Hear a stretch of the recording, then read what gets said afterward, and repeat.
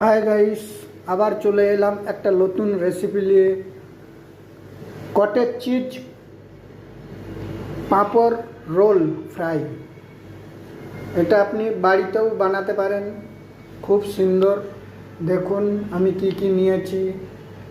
Red capsicum, yellow capsicum, ginger और coriander और green chilli, chilli flakes और salt और কটেজ চিজ পনিরটাকে আমি গ্রেট করে নিয়েছি।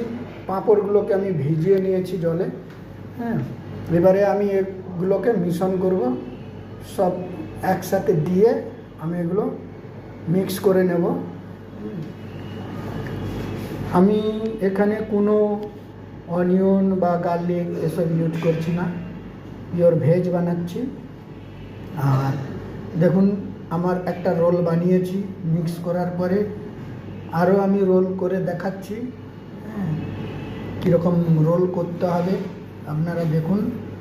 রোল বানিয়ে দিচ্ছি আর আমি তেলটাও গরম করতে দিয়ে দিয়েছি।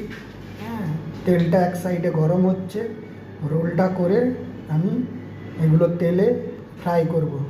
দেখুন কেমন করে দু সাইড মুড়ে তারপরেই আমি রোলটা করছি। দেখুন আমার রোল বানানো হয়ে গেছে। এইরকম করে সবাই রোল বানিয়ে নেবেন। এই তেল গরম করতে দিয়েছিলাম, তেলে ছেড়ে দিলাম। দেখুন আমি একটু হিট তেলেই ছাড়বেন, কেননা পাঁপড় তো হিট তেলে ছাড়লেই ভাজাটা ভালো হবে, ফ্রাইটা সেরকম ক্রিস্পি হবে একদম। দেখুন কীরকমভাবে আমি ফ্রাই করছি। এগুলো বাড়িতেও বানিয়ে খেতে পারেন সন্ধেবেলা, খুব সুস্বাদু। আর একটু আমি গার্নিশ করে দিলাম পাঁপড় গুঁড়ো আর ধনেপাতা দিয়ে। দেখুন কেমন হয়েছে। যদি আপনাদেরও ভালো লেগে থাকে তাহলে লাইক করবেন, কমেন্ট করবেন, শেয়ার করবেন।